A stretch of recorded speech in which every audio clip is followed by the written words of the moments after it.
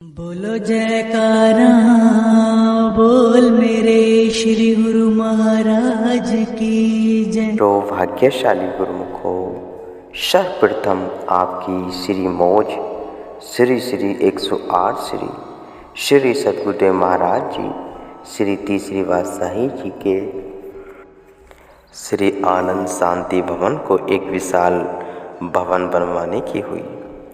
आपकी यह श्री मौज थी कि यह स्थान अत्यंत सुंदर और नई रूप रेखा से तैयार हो, इसलिए इन रूप रेखाओं को सुंदर रूप से तैयार करने में 3-4 मास से अधिक समय लग गया। इस रूप रेखा के बन जाने पर आपने आश्वासन संक्रांति संवत 2021 तदनुसार 16 सितंबर 1964 बुधवार भाद्रपद शुक्ल भादो दशमी को इस पावन स्थान की नींव जिस कर कमलों से रखी तथा इसका उद्घाटन किया। आपने श्री प्रवचन फरमाए। इस सुरम्य भवन के निर्माण में चाहे कितने ही समय क्यों न लगे, परंतु यह भवन अत्यंत अनुपम होना चाहिए। आपकी श्री मौज के अनुसार इस भव्य भवन का निर्माण आरंभ हो गया। इस सारे भवन को अति सुरम्य संगमरमर की शिलाओं से तैयार करना था। यह कार्य शीघ्र न होने वाला था, अतः यह कार्य धीरे धीरे चलता रहा। अब आपने श्री परमहंस अद्वैत मंदिर के शेष कार्य को पूरा करवाया। गुंबज का शेष भाग पूरा हो गया तथा इसके साथ साथ मार्च 1965 तक श्री परमहंस अद्वैत मंदिर में रंग रोगन पंखे ट्यूब आदि विद्युत का सब सामान लगवाकर इसे साज सवार कर एक अनुपम जटा युक्त कर दिया। तत्पश्चात श्री श्री 108 श्री सद्गुरुदेव महाराज श्री तीसरी पातशाही जी श्री आज्ञा को साकार रूप देने के लिए 14 अप्रैल सन 1965 तदनुसार वैशाख संक्रांति संवत 2022 बुधवार के शुभ दिन श्री परमहंस अद्वैत मंदिर में श्री परमहंस दयाल जी श्री प्रथम पातशाही जी श्री परमहंस सद्गुरुदेव महाराज जी श्री द्वितीय पातशाही जी श्री परमहंस सद्गुरुदेव महाराज जी श्री तृतीय पातशाही जी श्री मूर्तियाँ विराजमान करने के लिए फरमाया। अतः इस शुभ तिथि पर प्रातः समय इन 3 श्री मूर्तियों को एक पालकी में एक अनुपम सिंहासन बनाकर उस पर विराजमान किया गया। यह अनुपम सुसज्जित सवारी निवास स्थान से बड़ी धूमधाम से निकली। मार्ग में हजारों की संख्या में प्रेमी जन जिज्ञासु तथा शरणागतों ने इन दिव्य विभूतियों के सिर दर्शन करते हुए गुरु महिमा के भजन गाए। जयकारों की ध्वनि से दसों दिशाएं गुंजित हो उठी। स्थान स्थान पर सवारी रोककर पुष्प वृष्टि किए गए। कई उपवनों तथा सड़कों को पार करते हुए यह दिव्य झांकी श्री आनंदपुर के तट पर आ पहुँची। श्री आनंद सर के पावन तट ने श्री परमहंस विभूतियों का हार्दिक अभिवादन किया। आज श्री आनंद सर भी मानो हर्ष में झूम उठा कि श्री परमहंसों की दिव्य आभा लिए इस झांकियों ने उसे भी कृतार्थ किया। यहाँ यह दिव्य झांकी 15-20 मिनट तक रुककर पुनः श्री परमहंस अद्वैत मंदिर के मार्ग पर चलती हुई श्री परमहंस अद्वैत मंदिर में पहुँची।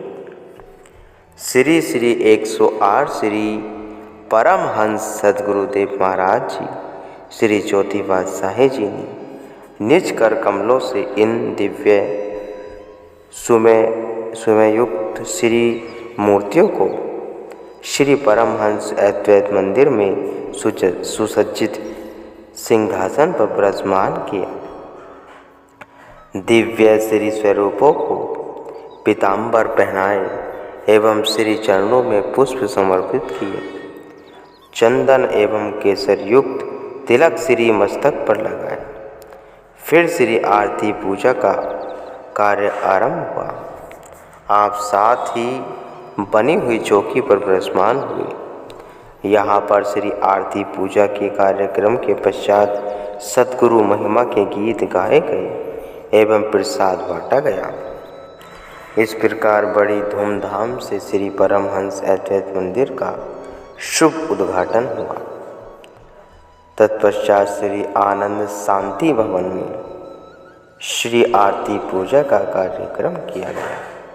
इसी दिन ही श्री सद्गुरुदेव महाराज जी श्री तीसरी पातशाही जी का पुण्य स्मृति में भंडारा किया गया, जो मर्यादा अनुसार वैसाखी के शुभ पर्व पर 14 अप्रैल को किया जाता था। उसी दिन से अब तक प्रातः श्री आरती पूजा श्री परमहंस अद्वैत मंदिर में तथा सायंकालीन आरती पूजा श्री आनंद शांति भवन में नियम अनुसार हो रही और सर्वदा के लिए यही नियम चलता रहेगा। अब आपकी मौज सत्संग हॉल को बड़ा बनाने की हुई। यह हॉल कमरे 20-21 वर्ष पहले बना था। श्री आनंदपुर दरबार से भक्ति की दिव्य किरणें भारत के कोने कोने में जगमा उठी थी। अतः श्री आनंदपुर में आने वाले जिज्ञासु के लिए यह स्थान अब छोटा था। इस हॉल कमरे की छतरी टीनों की थी। अतः इसे विशाल भव्य भवन बनाने के लिए इसकी नींव आपने निज कर कमलों से 16 सितंबर सन 1968 संक्रांति पौष रविवार को रखी। इसका निर्माण कार्य आरंभ करवाया। इसके अतिरिक्त आवास योग्य तथा अनन्य आवश्यक स्थानों का निर्माण कार्य भी चलता रहा। श्री आनंदपुर के निर्माण कार्य की अपेक्षा आपने गुरुमुखों के जीवन को उच्च आदर्शों से ढालने पर अधिक बल दिया। प्रत्येक कार्य नियम अनुसार करना तथा कराना अर्थात समय की पाबंदी आपने जीवन का मुख्य अंग बताया। जिस किसी प्रेमी को भी विशेष समय देना हो अथवा श्री दर्शन का समय तथा अन्य कार्य करने हो, आप समय की पाबंदी को विशेष महत्व देते हैं। आप फरमाया करते थे कि जो समय का पाबंद नहीं, उसे अपने लक्ष्य की प्राप्ति के लिए कठिनाइयों का सामना करना पड़ेगा। एक बार एक प्रेमी ने आपके श्री चरणों में विनय की कि प्रभु, मेरा भजन अभ्यास में दिल नहीं लगता। मन को काफ़ी एकाग्र करता हूँ, परंतु न जाने क्यों यह एकाग्र नहीं होता। आपने श्री प्रवचन फरमाए कि यदि तुम भजन भी करते हो और फिर भी यही शिकायत है कि भजन में मन नहीं लगता, तो इसका एक ही कारण है कि तुम नियम अनुसार प्रतिदिन भजन अभ्यास नहीं करते हो। जैसे सरकारी कर्मचारी को नियम अनुसार निश्चित समय कार्यालय में देना होता है, तभी उसे वेतन मिल जा पाता है। इसी प्रकार तुम यदि भजन अभ्यास को भी नियम अनुसार करो तथा निर्धारित समय से पहले अपने आसन से उठने का प्रयत्न न करो, तो देखो कैसे यह मन भजन अभ्यास में नहीं लगता है। उस समय जबकि भजन अभ्यास में बैठो, तब कोई भी अन्य कार्य की चिंता साथ लेकर न बैठो। इन श्री प्रवचनों को श्रवण कर उस प्रेमी ने नतमस्तक हो वंदना की तथा घर जाकर श्री वचन अनुसार यह भजन अभ्यास करने लगा। कुछ ही समय के पश्चात जब वह पुनः श्री दर्शन के लिए आया तो श्री चरणों में उसने विनय की कि प्रभु, आपके श्री वचनों पर चलने से जो मुझे अपूर्व आनंद की प्राप्ति हुई है, उसके लिए मैं जन्म जन्मांतों का आपका कृतज्ञ।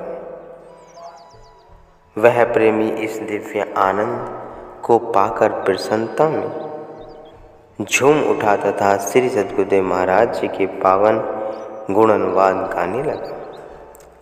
आप श्री आनंदपुर में प्रत्येक पर्व अर्थात वैसाखी, व्यास पूजा, दीपावली तथा माघ पर्व मनाते थे। आप पर्वों पर श्री अमृत प्रवचन फरमाते थे तथा वैसे भी कई बार निजी मौज में शरणागतों के लिए विशेष रूप से प्रवचन होते थे। एक बार आपने श्री आनंदपुर में शरणागतों को एकाग्र कर श्री वचन फरमाए, गुरुमुखो, श्री आनंदपुर दरबार सारी सृष्टि में रूहानियत की शिक्षा के लिए सर्वोच्च है। फिर इस दरबार में शरणागति प्राप्त करना तथा उच्च भाग्यों की निशानी है। जिस गुरुमुख प्रेमी को भी अपने जीवन के कल्याण को अभिलाषा हो, वह इन 4 बातों को नित्य प्रति हर समय हर घड़ी श्रवण रखा करे। इन 4 बातों को आचरण में लाने के लिए कोई बहुत बड़ा काम नहीं करना। ये बातें साधारण सी हैं पर महत्वपूर्ण हैं। वे 4 बातें कौन सी हैं?